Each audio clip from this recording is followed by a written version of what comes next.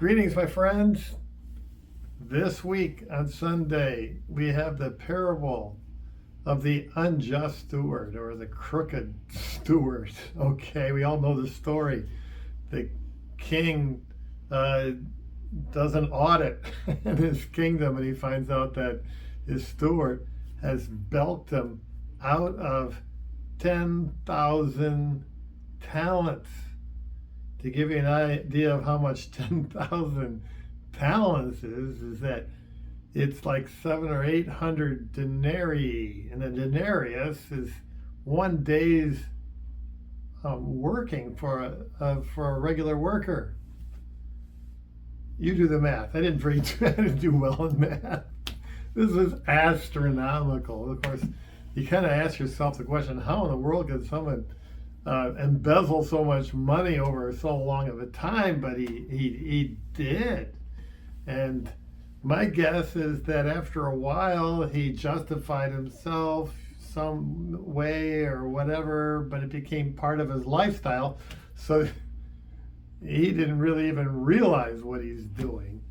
And I think that we really have to see ourselves in this guy to get it. Okay, we are that person. You'll say, "Oh, I'm not embezzling. I'm not crooked like this guy." Well, think about our relationship with God on a day-to-day, basis.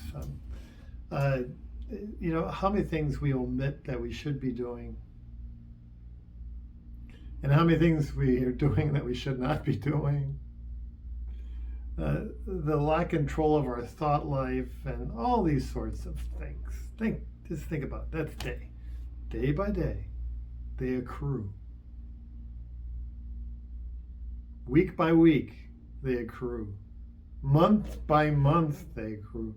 Year by year, they accrue. And then, really, when you think about it that way, who at the end of the life want to see the debt that we are in? Think about it. We are that person. If you can't connect with this person, you can't connect with this parable. Okay. Well, anyways, we all know he does when he's forgiven. I mean, gratis. I mean, the king says you don't even have to work to pay it back. It's just, you're good. He's elated, you're right. He doesn't have to go to prison with his family, So he meets up with a fellow steward, and who owes him a very little bit, maybe 3 months worth of wages. And he immediately jumps on him and grabs him by the throat and throws the guy in prison without even having him give a chance to pay him back. I mean, this guy's got real anger issues, don't you think? Well, we all know that anger is a symptom of deeper things. Pride. Okay. When things don't go the way we think they should, we get angry. Okay? But there's one more thing here. When we're angry, we tend not to forgive. You see, God understands we're proud creatures, okay?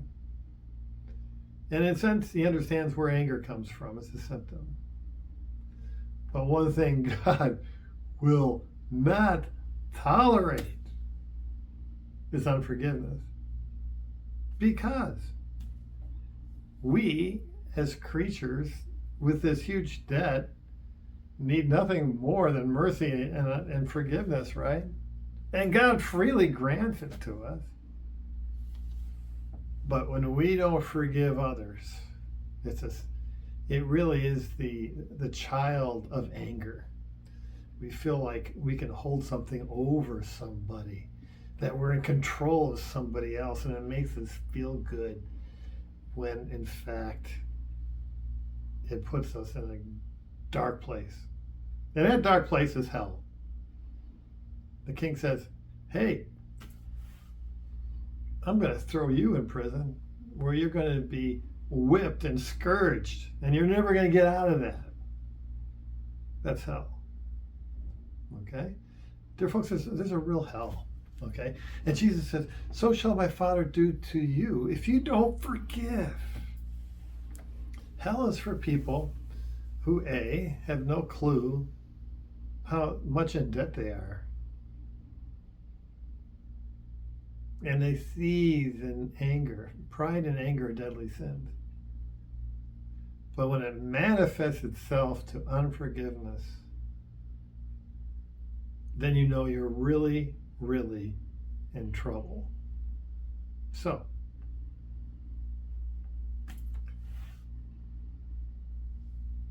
let's take stock of ourselves where we are. We really need to embrace this, because so many of us, where are we not forgiving with other people? I mean, this is serious business. So that's the lesson. It's a pretty,